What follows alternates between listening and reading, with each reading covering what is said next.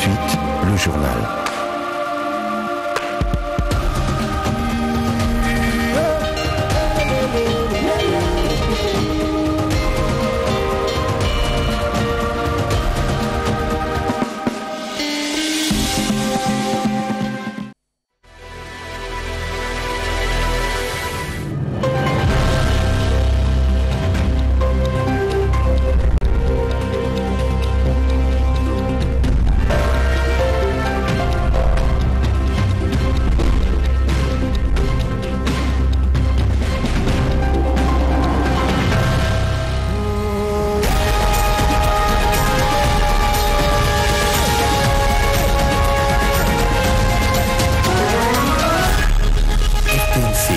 Le journal. 23h, un nouveau journal sur la télévision nationale congolaise. Bienvenue à tous. Dénomination au sein de l'Agence nationale de renseignement, le chef de l'État, Félix-Antoine Tshisekedi Tshilombo, vient de signer une série d'ordonnances nommant l'administrateur général et administrateur général adjoint de l'Agence nationale de renseignement. Désormais, Justin Izoun Katiak prend la commande de l'Agence nationale de renseignement en remplacement du médecin militaire Loussa Dissou et il sera secondé par Augustin Moulumba Nsambwa, administrateur général adjoint de l'Agence nationale de renseignement. Dans le reste de l'actualité, des nombreux déplacés ayant fui les atrocités des groupes armés à Kingonzo et de l'ISP en ville de Bunia, chef-lieu de la province de l'Ituri, ont reçu une aide alimentaire de l'entreprise Mongabéon. Ces compatriotes congolais installés dans ces camps depuis 2017 ont retrouvé leur sourire grâce à cette assistance humanitaire. La distribution de ces vivres a été organisée par les gouverneurs militaires de cette province en état de siège. C'est une bouffée d'oxygène pour les 25 838 déplacés installés au sud de Kigonse et de l'ISP Bunia, situé à l'entrée nord de la ville de Bunia. C'est après 13 mois depuis le désengagement du programme alimentaire mondial, PAM en sigle. Ce vendredi 31 mai courant, ces démunis ont reçu une assistance composée essentiellement de haricots, farine de maïs, l'huile végétale et le sel pour soulager tant soit leur degré de vulnérabilité observée même sur leur visage. C'est un geste de générosité de l'entreprise Mogabaon, un motif de joie pour les représentants de déplacés. Cette aide est venue au moment opportun. Une belle fête du monde ne donne que ce que là. En tout cas, Mogabao, aujourd'hui, a songé à assister ces dépensés. Nous sommes très reconnaissants. Dans saluant cette action caritative du compatriote Joseph Akilimali, le gouverneur militaire de l'Ituri, le lieutenant général Bouyanka Chomadjouni, a rassuré ces personnes sinistrées de l'engagement de l'administration militaire pour imposer la paix. C'est l'ensemble de l'Ituri en vue de leur permettre de regagner aisément leur village. C'est un problème de cœur. Un problème de réconciliation. Tout le monde a le droit d'aller où il veut. Seulement, il faut suivre les règles. Et donc, je demande à ceux qui sont là, ceux qui continuent à perpétuer cette violence, d'arrêter. Signalons que l'entreprise Mogabaon ne cesse d'accompagner le gouvernement tant provincial que national dans plusieurs actions de développement en ville de Bunia et ses environs. Cette assistance sociale renforce davantage son partenariat avec l'État congolais. Plusieurs villages dans le territoire d'Irumu, dans la province de l'Ituri, confrontés près d'une année aux problèmes d'eau potable, viennent de voir leurs problèmes être résolus. La population diminue qui s'est battue dans des ruisseaux malgré le multiple risque de contracter le maladie. Un groupe électrogène vient d'être mis en service pour faciliter la tâche à cette population. Un reportage de nos confrères de l'RTNC Ituri. Nous sommes ici en territoire d'Irumu. Le village fantôme, les incendies de véhicules et leurs marchandises, les embuscades ponctuées à une criminalité aiguë, les enlèvements et règlements de comptes laissent désormais place au développement endogène et exogène depuis que les forces armées ont restauré l'autorité de l'État. Aujourd'hui, fini le calvaire de la population du chef-lieu du territoire d'Irumu. L'eau potable coule à nouveau dans les robinets robinet de la régie des eaux. La dotation de ces groupes électrogènes de 20 kVA avec 28 chevaux élève du commandant des opérations et gouverneur militaire de l'Ituri, le lieutenant-général Bouyanka Chomodjouni. L'administrateur militaire du Roumou renseigne que l'exécutif provincial a tenu sa promesse faite lors de sa dernière itinérance à Iroumou. Ces derniers jours sont caractérisés par les inaugurations et cela n'est qu'un avague. Le chef de la chefferie de Mobala ainsi que la population locale remercie le gouverneur militaire pour sa promesse tenue. L'eau, c'est la vie. Je suis contente parce que nous avons à présent de l'eau. Merci au gouverneur, que Dieu lui bénisse. Notons que le fait de voir l'eau potable couler à nouveau vient s'ajouter aux nombreux efforts dont la reconstruction des structures sanitaires et scolaires à cette période de l'état de siège dans le cadre de PDL 145 territoires, faisant ainsi du territoire du Roumou un oasis de paix où les beaux vivres ne présagent aucun doute. L'Université libre du pays des Grands Lacs et l'Université de l'Espoir de Bujumbura ont signé un accord de partenariat. La cérémonie s'est déroulée en présence de deux recteurs de ces universités. Le but est de coopérer dans le cadre de différents programmes d'enseignement et de recherche en vue d'accroître la qualification du corps professoral et des étudiants de ces deux universités. Suivez ce reportage. L'Université libre des pays des Grands Lacs, ULPGL Goma, a signé ce jeudi 30 mai 2024 un contrat de partenariat avec l'Université Espoir d'Afrique de Bujumbura. Ces deux universités appartenant à l'Église protestante s'engagent, entre autres, à valoriser le patrimoine scientifique dans les domaines des recherches tels qu'organisés dans les deux établissements, garantir la mobilité des professeurs et étudiants à tous les niveaux. Réaliser ensemble ou séparément toute action pouvant concourir à la bonne exécution du présent accord, cadre de partenariat dans les limites de leur domaine de compétences respectifs. Et enfin, instituer et maintenir un cadre permanent d'échange et de construction. Pour le recteur de l'Université Espoir de l'Afrique de Bujumbura, le révérend docteur Nitunga Servilien, ces contrats rassurent une formation conforme à l'éthique chrétienne. Nous voulons travailler ensemble, nous voulons nous renforcer mutuellement pour impacter la sous-région en produisant des leaders de qualité, des leaders qui sont prêts à servir avec intégrité. Nous allons partager les expériences, l'université libre du pays de Grands Lacs et le PDGL, mais vice-versa, parce que le Burundi a aussi, l'Université Espoir d'Afrique a aussi des professeurs de qualité formés dans différents domaines, et ces professeurs pourront être utiles aussi à l'Université libre du pays de Grands Lacs. Il faut dire que ces contrats a une durée de 5 ans renouvelable.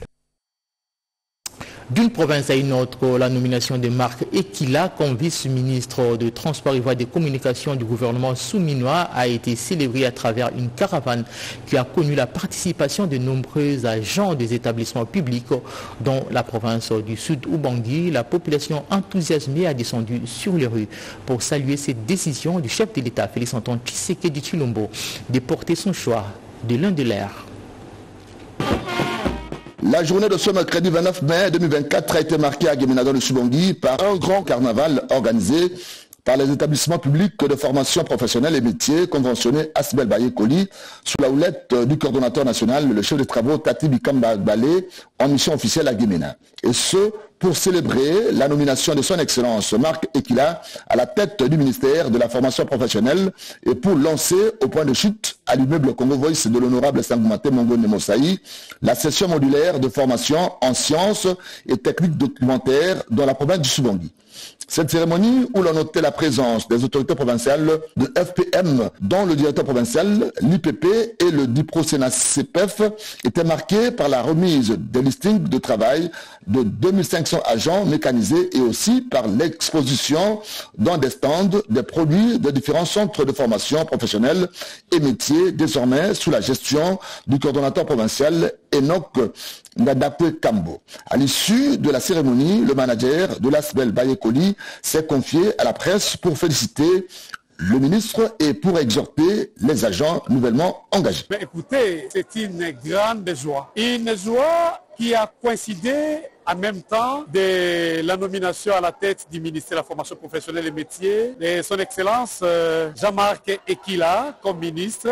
L'Asbel Baye-Koli a doublé sa joie. Au-delà de l'itinéraire que nous avons tracé pour notre journée pédagogique, nous sommes allés au-delà. Grand merci aux fils et filles d'ici d'Ubangui qui ont rendu utile et qui ont donné sens à notre travail sur le terrain. L'Assemblée provinciale du Haut-Katanga s'active pour donner des réponses aux questionnements de la population qui autrefois demeurait sans réponse. Et pour y arriver, le président de cette chambre a initié une série d'itinérances pour palper du doigt la réalité de la population sur terrain. À l'étape des Kasenga, Michel Kaboué appelle la population de s'aligner derrière le chef de l'État Félix-Antoine Tshisekedi Tshilombo pour mettre hors d'état de nuire les ennemis de la paix. Images et commentaires. En marge de la journée porte ouverte, une première de cette nouvelle législature qui sera organisée par l'Assemblée provinciale du Haut-Katanga ce vendredi 31 mai 2024 à l'école Murano, une politique de proximité prônée par le président de la République, Félix-Antoine Tshisekedi Tshilombo, peuple d'abord. Le président de l'organe délibérant du Haut-Katanga, l'honorable Kabo Mwamba Michel, a foulé hier soir le sol du territoire de Kasenga, situé à plus ou moins 219 km de Lubumbashi. Aussitôt arrivés, les habitants de cette partie de la province, mobilisés comme un seul homme, une marée humaine, composée de militantes et militants de l'UDPS et plusieurs autres partis membres de l'Union sacrée, ainsi qu'anonymes, ont réservé un accueil chaleureux digne du président de la première institution en province ainsi que des députés provinciaux. Ce geste marque un attachement à la population locale. Après le mot de bienvenue dit par l'administrateur Barthélemy Kibwe-Kabuita, l'honorable président a remercié la population pour l'accueil lui réservé et a invité le territoire de Kasenga à s'aligner derrière le président de la République et chef de l'État, Félix-Antoine Tshisekedi Tshilombo, pour mettre hors d'état de nuire tous les ennemis de la paix et surtout ceux qui alimentent la guerre à l'est de la République démocratique du Congo.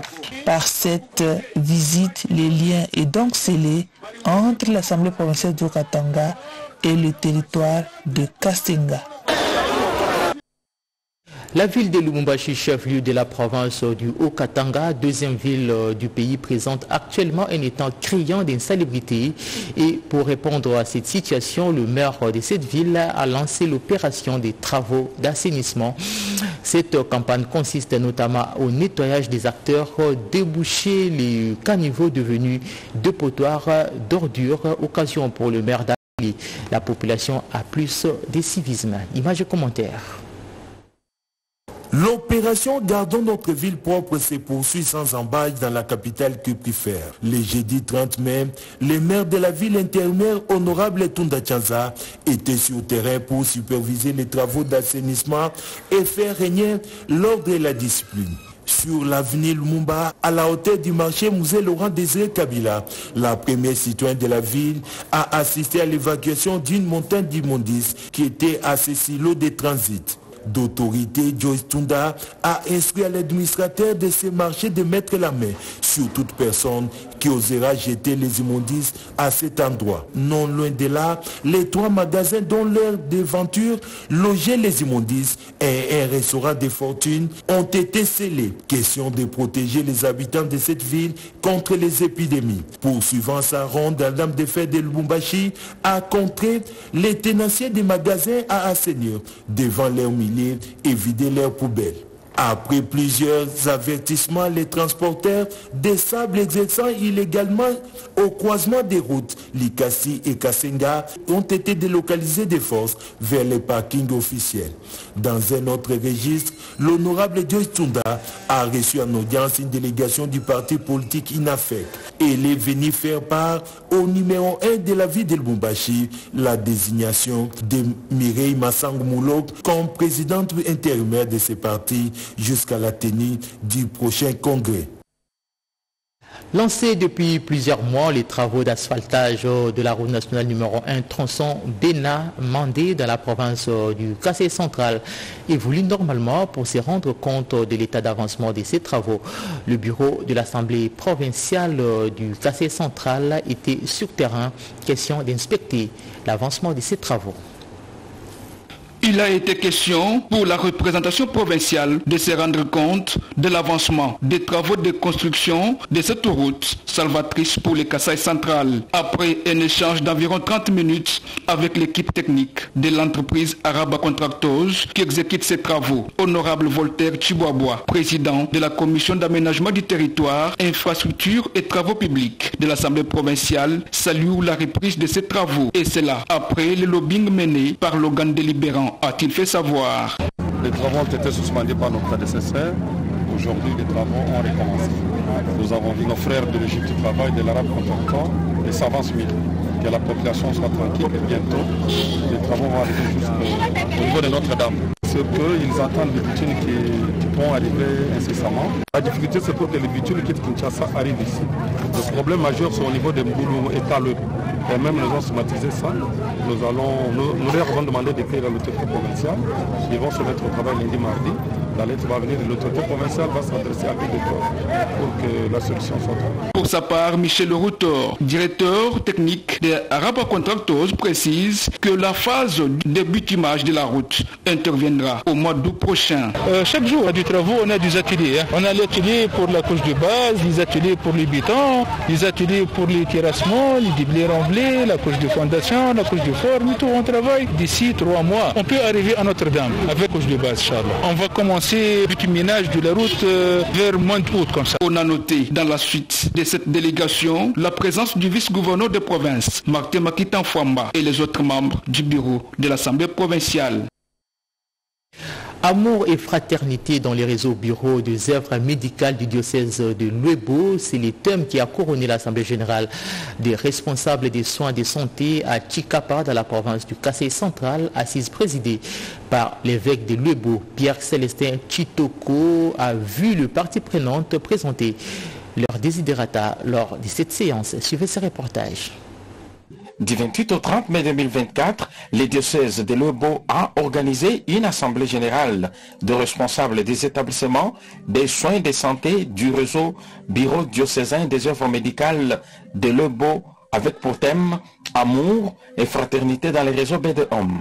Cette réunion a été présidée par son Excellence, Monseigneur Pierre-Célestin Chitoko Mamba, évêque de Luebo, qui par ailleurs s'inscrit dans le cadre de redevabilité, échange et partage d'informations relatives au fonctionnement des structures sanitaires catholiques de Luebo avec pour objectif contribuer au renforcement du système de santé grâce à une évaluation minutieuse de la situation sanitaire dans les réseaux. À la clôture de cette assemblée générale, Pierre-Célestin Chitoko Mamba a dit une messe exhortant les prestataires de santé, le partenaire et autres de suivre la parabole des bons samaritains tirée de l'évangile Saint-Luc au chapitre 10. Satisfait du travail abattu par Caritas Développement, l'évêque Chitoko a béni 2 Jeep Land Cruiser Pumpa 9 acquis par Caritas Développement Luebo pour faciliter la mobilité des agents et cadres. Les clés de contact ont été remises au coordonnateur ad interim. De son côté, Dr Constantin Mwambakapoukou, directeur BEDOM Luebo, a remercié tous les partenaires de santé et les prestataires de soins de santé et le responsable du diocèse de Luebo pour leur participation à ces assises.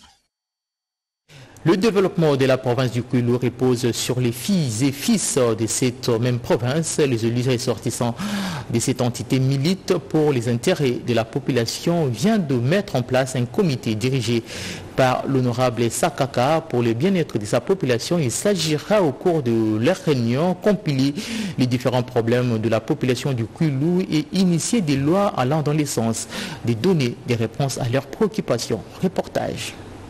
Le caucus du Kwilu s'est réuni en ce jour et a désigné un nouveau comité qui est composé de l'honorable Sakata comme président, l'honorable Jolie Yama comme vice-présidente et l'honorable Boanga Taraba Jean-Claude comme rapporteur. Comme vous le savez, les caucus provinciaux sont des faits privés qui sont là pour défendre les intérêts provinciaux. Et comme vous savez actuellement, l'intérêt primordial qui se pose, c'est celui de la formation du gouvernement où la province ne s'est retrouvée que de manière marginale et c'est une première depuis l'indépendance. Mais il y a beaucoup d'autres questions qui se posent, des questions de la Kobola, l'élection également à Massimanimba pour installer un gouvernement provincial qui va aider nos populations à aller de l'avant. Nous sortons, c'est vrai, d'une réunion du caucus des élus du Congo central. Il était question pour nous de nous retrouver ensemble pour définir le cadre de notre caucus. Nous avons mis en place un comité qui va devoir conduire le caucus du Congo central et nous nous sommes assignés des objectifs, lesquels objectifs ne pourront être atteints qu'en travaillant ensemble. Et c'est comme ça qu'au nom de notre caucus, parce qu'il s'agit là d'une structure qui va régir les différents élus de différents territoires et villes du Congo central, nous allons travailler la main dans la main pour l'intérêt de la nation en général et de la province du Congo central en particulier. Nous étions pour autant honorés de voir une des filles de la communauté Congo être élevée au rang de première ministre. Il faudra noter qu'elle est la première dans l'histoire de la République démocratique du Congo. Dans l'ensemble, nous saluons la présentation de ces gouvernements. C'est un bon casting que nous allons accompagner pour permettre à ce que le travail soit fait et que la population retrouve sa part comme il se doit.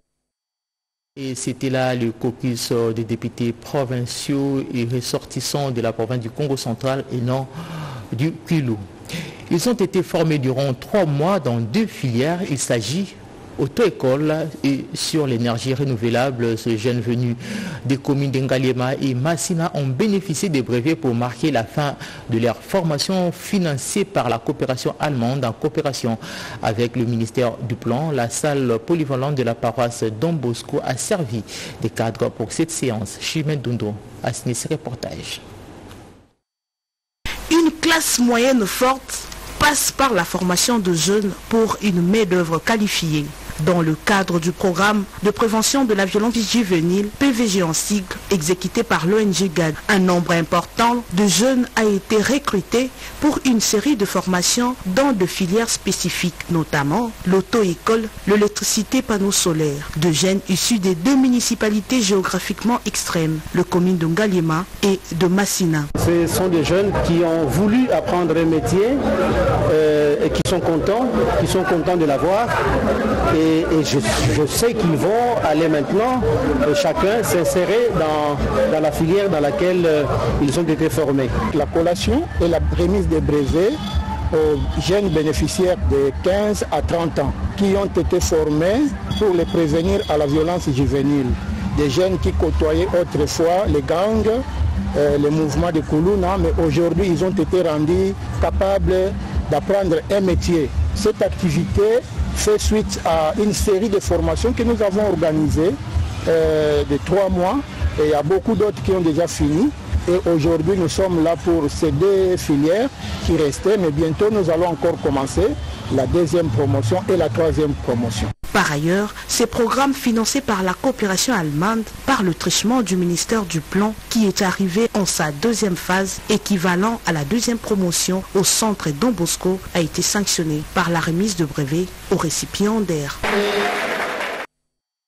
Les stagiaires de la 7e promotion de l'école supérieure d'administration militaire ont visité les Pullman Hotels dans le cadre du module de restauration collective, une façon pour ces stagiaires de concilier la théorie à la pratique.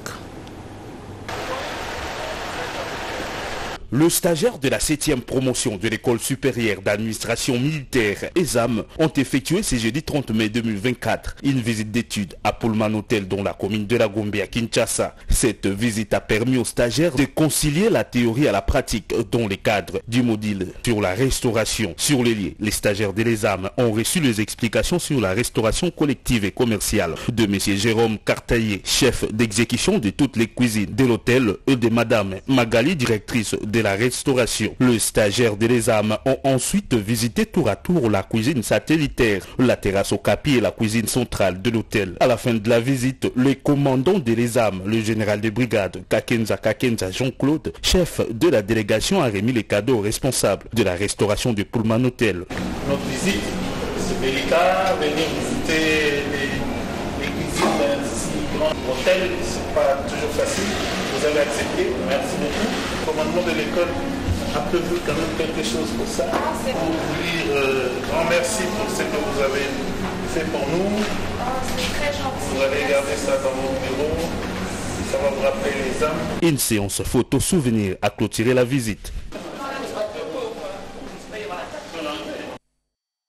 La population de la province du Tanganyika a salué la nomination de Guilain Nyimbo, nouveau ministre du plan du gouvernement souminois. Elle a envahi les grands acteurs de la province, une manière de réitérer leur soutien à la vision du chef de l'État Félix-Antoine Tshisekedi Tshilombo. Reportage. Annoncé à 2h du matin de Kinshasa, cette nouvelle de la nomination du patriarche Guilain Nyimbo, ancien directeur du cabinet du chef de l'État au poste de vice-premier ministre du plan et de la coordination de l'aide au développement, est une totale satisfaction. Je me félicite pour le chef de l'État. Il est reconnaissant comment ça nous anampatia les faces. Il a fait ça. C'est une euphorie non seulement au marché Kisebwe, mais aussi sur le marché Kichanga.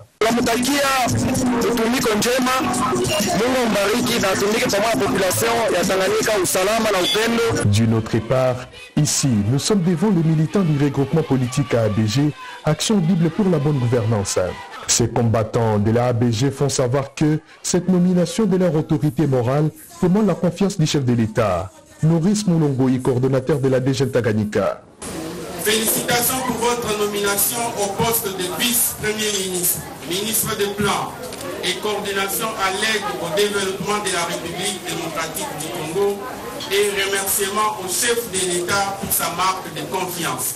Par cette occasion, dans une réception vespérale organisée à l'occasion de cette nomination du patriarche Guilain Nyimbo, l'intelligence et la sagesse au service de la nation, les honorables députés membres de l'ABG Kalonda Kantala Joseph Barnabé et Irene Banzengoy se sentent honorés. Nos impressions sont celles de grande satisfaction et surtout de profonde reconnaissance vis-à-vis du chef de l'État, son Excellence Félix-Antoine Tshisekedi, qui a renouvelé encore sa confiance en la personne de son Excellence Guilain Nyimbo. Un journal de Souzingoï réalisé par